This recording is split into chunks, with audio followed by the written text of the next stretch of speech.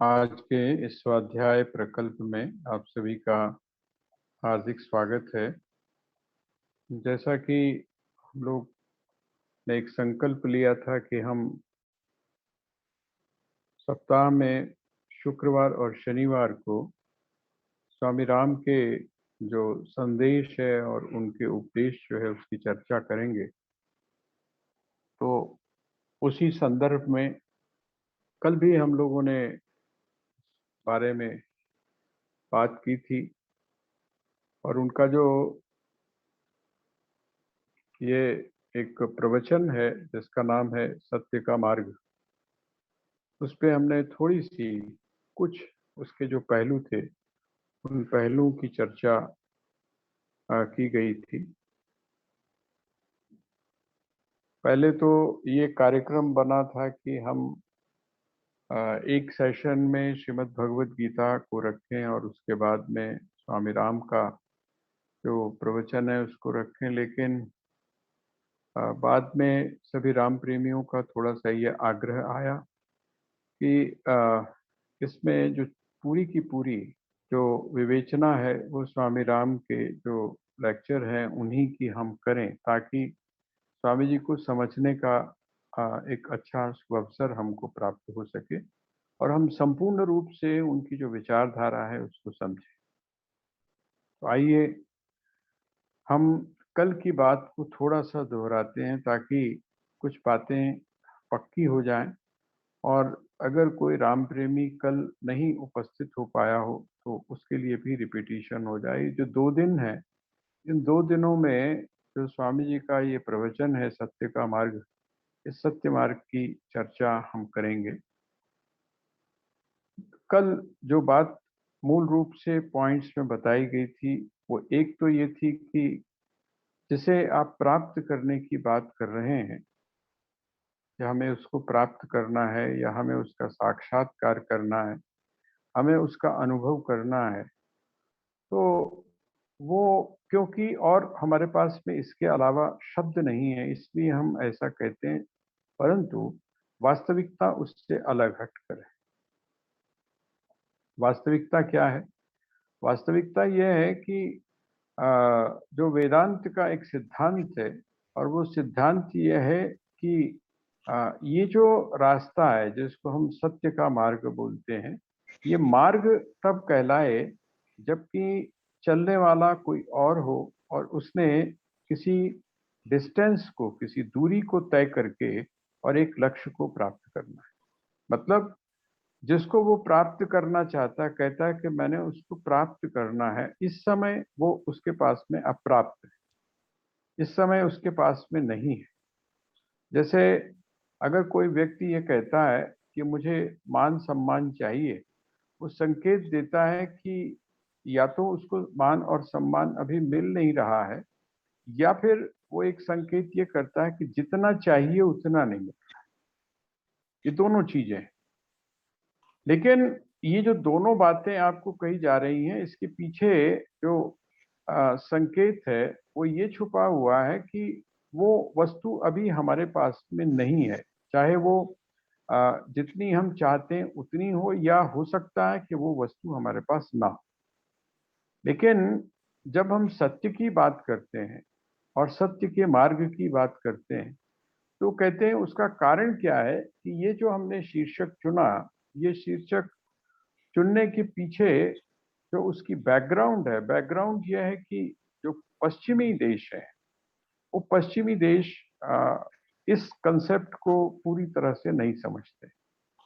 हमारे यहाँ जो पूर्व का चिंतन है, जिसको आप उपनिषद का चिंतन बोलते हैं, या जिसको आप श्रीमद् भगवत गीता का या ब्रह्म सूत्र का चिंतन कहते हैं, ये चिंतन क्या कहता है? खास करके जो आदि शंकराचार्य की जो पावन परंपरा है, उस परंपरा के अनुसार जो अद्वैत मत है, वो अद्वैत चिंतन क्या कहता है? कहता है कि नहीं, मोक्ष जो है, मुक्ति जो है, वो प्राप्त नहीं करनी। इसका मतलब क्या हुआ कि आप अभी भी बंधन में नहीं। इस बात को हम स्वीकार कर लें। निर्वाण शतक, निर्वाण अष्टक जो आपके सामने पीछे मैंने भेजा था, उसमें आपने अगर उसको सुना होगा गौर से, तो वहां पर यही आता है कि एक एक करके जो बंधन है उस बंधन को काटने की बात आती है, एक एक बंधन को तोड़ने की बात आती है। और जिस समय हम उन बंधनों को काट देते हैं, जिस समय हम उन बंधनों को तोड़ देते हैं, तो जो जिसको हम प्राप्त करना चाहते हैं, हमको पता चलता है कि अरे, जिसको मैं प्राप्त करना चाहता था वो तो मुझको पहले से ही प्राप्त था। सिर्फ कुछ अवरोध ऐसे थे जो अवरोध किसी और के द्वारा नहीं बल्कि मेरे अपने ही द्वारा निर्मित, उनको मैंने खुद ही बना रखा। स्वामी जी की एक जो है वो आपने एक शेर सुना होगा, खुद ही पर्दा बना था मुझे मालूम न था, है ना। वजह मालूम हुई मुझसे न मिलने की सनम, है ना। वजह मालूम हुई तुमसे न मिलने की सनम, खुद ही मैं पर्दा बना था मुझे मालूम। कौन बनाने वाला है, कौन निर्माण करने वाला है, अर्थात कौन अवरोध पैदा करता है उसमें, जो कि मेरा वास्तविक स्वरूप है उसको पहचानने में, जो मेरा सही स्वभाव है उसको पहचानने में, जिसको हम मुक्ति कहते हैं, जिसको हम आनंद कहते हैं। तो वो कहते हैं और कोई नहीं है बल्कि आप स्वयं ही हैं। इसीलिए स्वामी जी ने कहा हमारी स्थिति काफी कुछ ऐसी है जैसे कि आप जिस नगर में जाना चाहते हैं आप हो तो उसी नगर में, जिस कक्ष में आप जाना चाहते हैं आप हो उसी कक्ष में। लेकिन आपने गलती क्या की है, आपने गलती ये की हुई है कि आपने सारे दरवाजे बंद किए हैं।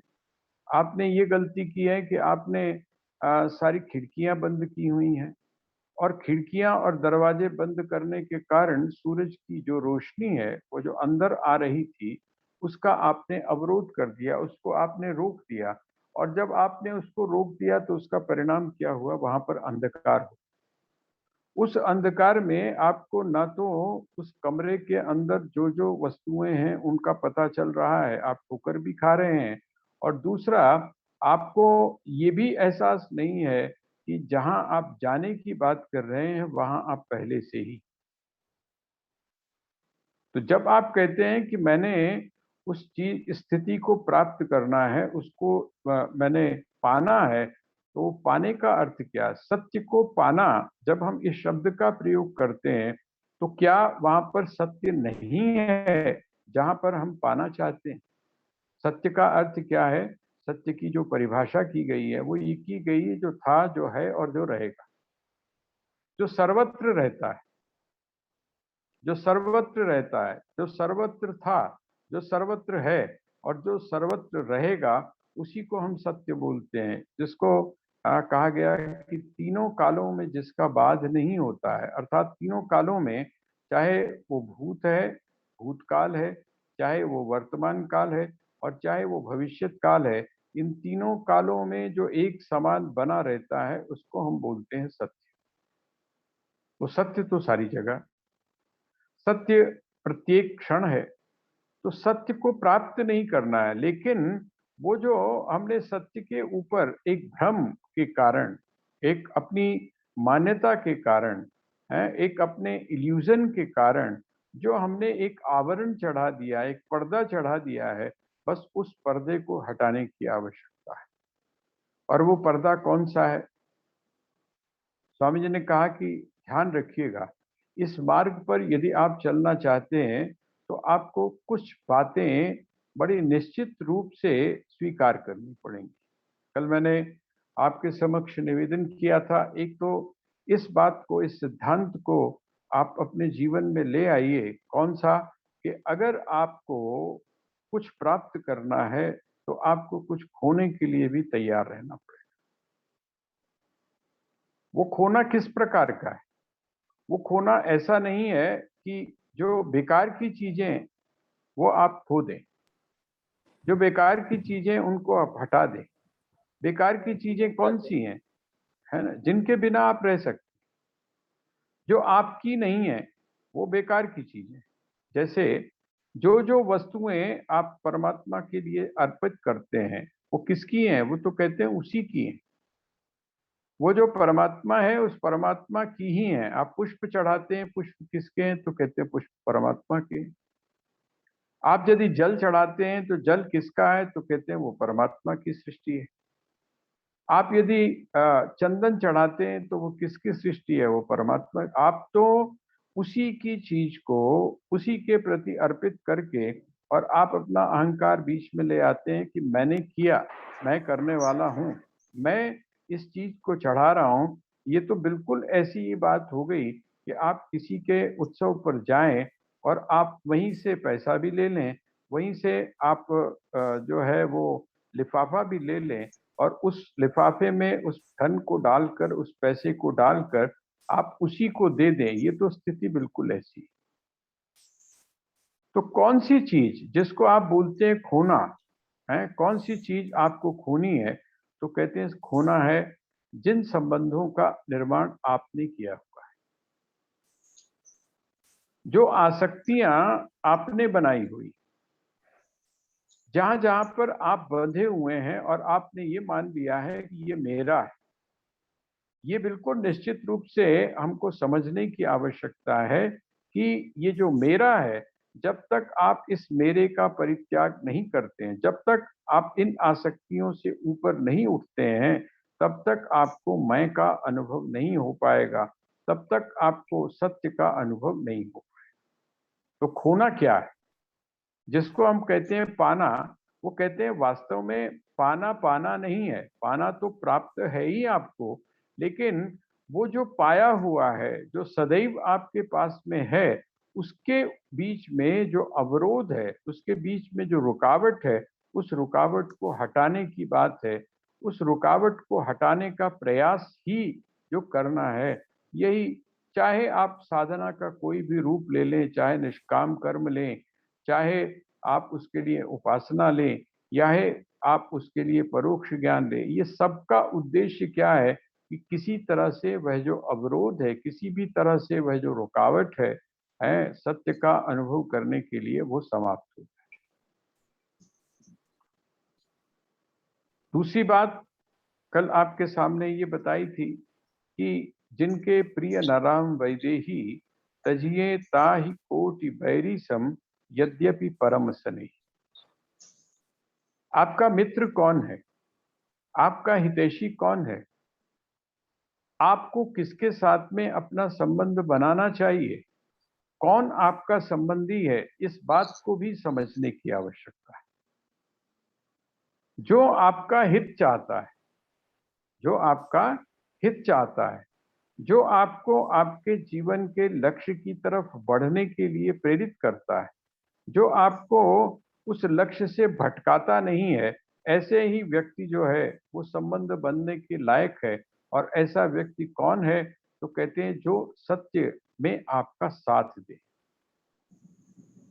ऐसे किसी भी व्यक्ति के साथ में, ऐसे किसी व्यक्ति के साथ में आप अपना संबंध न जोड़ें जो आपको अपने लक्ष्य से हटाता है। और आपका लक्ष्य क्या है? आपका लक्ष्य है सत्य की, या सत्य का अनुभव करने वाला। जो व्यक्ति आपको सत्य के मार्ग से हटाता है, वो चाहे कोई भी क्यों ना हो, चाहे आपका कितना भी प्रिय कोई ना हो, आपको क्या करना है? उसका उसका जो है वो उससे आपको बचना है, उसका आपको त्याग करना है, उसकी आसक्ति आपको अपने जीवन से समाप्त करनी है। इसका संबंधियों की बात तो की ही, जैसे मैंने अभी आपको कहा, वहाँ उस भजन को जब आप पूरी तरह से पढ़ेंगे तो उस भजन में माता के परित्याग की भी बात की गई, गुरु के परित्याग की भी बात की गई। क्यों? क्योंकि उन्होंने सत्य को अपनाने के बीच में एक तरह से रुकावट बन के खड़े हुए, वो भटकाना चाहते थे। तो जो आपको सत्य के मार्ग पर चलने में भटकाए, ऐसा जो व्यक्ति है, वो कितना भी आपका प्रिय क्यों ना हो, आप उसका परित्याग कर दें। आपको इसके लिए दर्द सहना पड़े, इसके लिए आपको दुख सहना पड़ेगा। आप बिल्कुल ऐसा समझ लीजिए कि जो ये वाली जो स्थिति है, सत्य की खोज की जो स्थिति है, इसमें आपका जो सबसे बड़ा त्याग है, वो सबसे बड़ा त्याग यही है कि आप उन सारी आकर्षणों को, उन सारे जो आपके सामने प्रलोभन आते हैं, उन सबका आप परित्याग करें, संबंधियों का ही नहीं। स्वामी जी तो यहाँ तक कहते हैं कि अगर आपकी आंख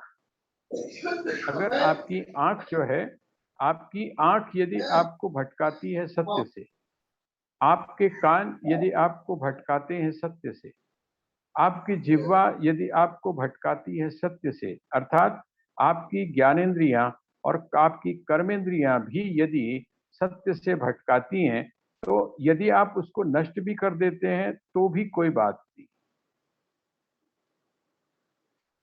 मतलब आपका जो शरीर है, आपको संबंधों की ही बात नहीं है, बल्कि जिसको आप अपना सबसे प्रिय मानते हैं, वो कौन सी चीज है? शरीर। प्रत्येक व्यक्ति को अगर सबसे ज्यादा प्रिय है ना, तो वो कौन है? तो कहते हैं शरीर है। इसका मतलब यदि शरीर भी आपको सत्य से भटकाने की कोशिश करता है, तो आप अपने शरीर का परित्याग करने के लिए भी तैयार रहें। और जो व्यक्ति आपको सत्य की तरफ ले जाता है, वो चाहे कितना क्षुद्र से क्षुद्र क्यों ना हो, वही आपका अपना है। जैसे कल आपको उदाहरण दिया था कि महाराज युधिष्ठिर जो हैं, महाराज युधिष्ठिर जिस समय स्वर्ग के लिए आरोहण करने लगे, तो उनके साथ में उनका पूरा पांचों भाई थे, चार भाई और थे, साथ में द्रौपदी थी। एक एक करके गिरते गए, लेकिन वो रुके नहीं। एक एक करके वो गिरते गए। पहले द्रौपदी गिरी, तब भी नहीं रुके। फिर सहदेव गिरे, फिर नकुल गिरे, उसके बाद में अर्जुन अर्जुन गिरे, और फिर भीम गिरे, लेकिन वो रुके नहीं। और फिर कहाँ पर पहुंचे? जब ऊपर पहुंचे, स्वर्ग के द्वार पर पहुंचे, तो स्वर्ग के द्वार पर पहुंचने पर उन्होंने प्रवेश नहीं किया। क्यों? उन्होंने कहा कि जो मेरा साथी है, जिसने मेरा यहाँ तक साथ दिया है, जबकि मेरा किसी ने साथ नहीं दिया था, उसके बिना मैं स्वर्ग में प्रवेश नहीं करूंगा। तो क्षुद्र से क्षुद्र क्यों ना हो कोई, आपको क्या करना है?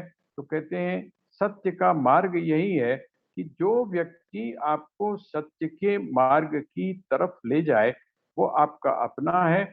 और जो आपको सत्य से भटकाने का प्रयास करे, वो आपका अपना नहीं है, बल्कि उसके लिए तो बड़ा एक कठोर शब्द का प्रयोग किया है तुलसीदास जी ने। जिनके प्रिय न राम वैदेही, तजिए ताही कोटि बैरी सम। तजिए ताही कोटि बैरी सम, कहते हैं वो शत्रु ही नहीं है, वो हजार शत्रुओं के बराबर है। क्यों? क्योंकि वो आपको अपने लक्ष्य से भटकाने का प्रयास करता है। तो सत्य का जो मार्ग है एक।